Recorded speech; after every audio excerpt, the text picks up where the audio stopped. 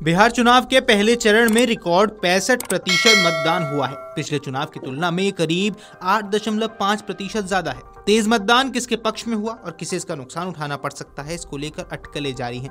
NDA ने दावा किया है कि भाजपा जेडीयू सरकार के पक्ष में की गई प्रो इनकम्बेंसी वोटिंग है। इसका दावा है कि भाजपा की कई सरकारों ने प्रो इनकम्बेंसी फैक्टर के सहारे केंद्र से लेकर कई राज्यों में मजबूत वापसी की है। यही ट्रेंड बिहार में भी दिखाई दे रहा है।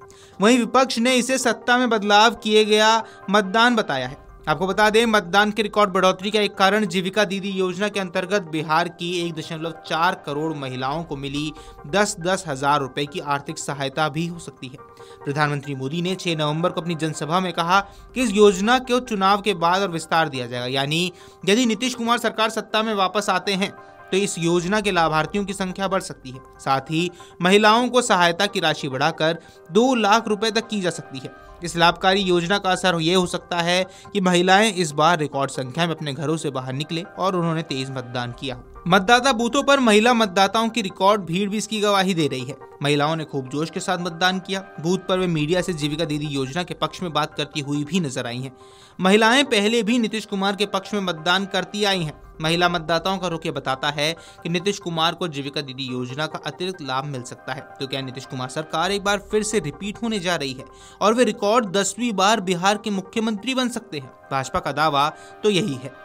भाजपा के राष्ट्रीय प्रवक्ता प्रेम शुक्ल ने अमर उजाला से बातचीत की। उन्होंने कहा कि प्रो इनकम्बेंसी वोटिंग भाजपा सरकारों की पहचान है। उन्होंने दावा किया कि राज्य में एनडीए की सरकार ही बनेगी। वहीं राहुल गांधी के वोट चोरी के मुद्दे पर भी प्रेम शुक्ल ने बड़ा बयान दिया है। प्रचंड जनादेश जो है भारतीय जनता पार्टी के नेतृत्व में राष्ट्रीय जनतांत्रिक गठबंधन को मिलना सुनिश्चित है। और जिस तरह से प्रथम चरण के 121 सीटों पर मतदाताओं का जो रुख दिख रहा है, जिस बड़े पैमाने पर भारतीय जनता पार्टी के समर्थक मतदाता उत्साहपूर्वक बूथों तक आए हैं, वह इस बात का अपने आप में विश्वास व्यक्त कर रहा है कि भारतीय जनता पार्टी को प्रचंड जनादेश मिलना है। सर, राहुल जी लगातार जनादेश पर मतदाता सूची पर सवाल उठा रहे हैं, इसको लेकर के क्या कहेंगे? देखिए, वो हार की हताशा को जो है पहले ही प्रकट कर दे रहे हैं। हरियाणा में, महाराष्ट्र में वो हारने के बाद उन्होंने ये टिप्पणी की थी।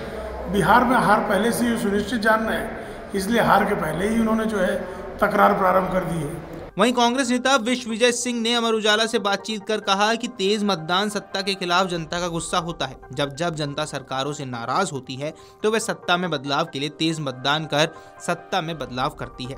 जिस प्रकार से बिहार में बड़ी संख्या में लोगों ने निकल करके मतदान किया है और उत्साह के साथ मतदान किया है, वो इस बात का प्रतीक है कि बिहार में लोग बदलाव चाहते हैं। नीतीश कुमार जी और भारतीय जनता पार्टी का जो गठबंधन पिछले 20 वर्षों में जिस प्रकार से बिहार के अंदर नौजवान बेरोजगार हुआ, दलित, पिछड़े, शोषित, वंचित समाज के ऊपर हमले बढ़े, जिस प्रकार से किसानों की बदहाली हुई और भारतीय जनता पार्टी का राष्ट्र के स्तर पर और बिहार के स्तर पर भी जो वादा खिलाफी हुआ है, उसके खिलाफ लोगों के मन में आक्रोश था। जो वहां का बेरोजगार नौजवान था, जब वो रोजगार के लिए पटना की सड़कों पर अपनी मांग को लेकर जाता था तो सरकार ने उसके ऊपर लाठियां चलाई। इन सब को लेकर के उनके मन में गुस्सा था और इसलिए लोगों ने बड़ी संख्या में निकल करके मतदान किया है और श्री राहुल गांधी जी और तेजस्वी यादव जी के नेतृत्व में गठबंधन की सरकार के पक्ष में मतदान किया है और गठबंधन की सरकार बनाने जा रहा है। आपको बता दें, बिहार विधानसभा चुनाव के पहले चरण का मतदान गुरुवार को संपन्न हो चुका है। अभी 121 सीटों पर करीब 65% मतदान हुआ है। अगर आप ये वीडियो YouTube पर देख रहे हैं तो हमारे चैनल को सब्सक्राइब कर बेल आइकन दबाएं और Facebook पर देख रहे हैं तो हमारे पेज को लाइक करें।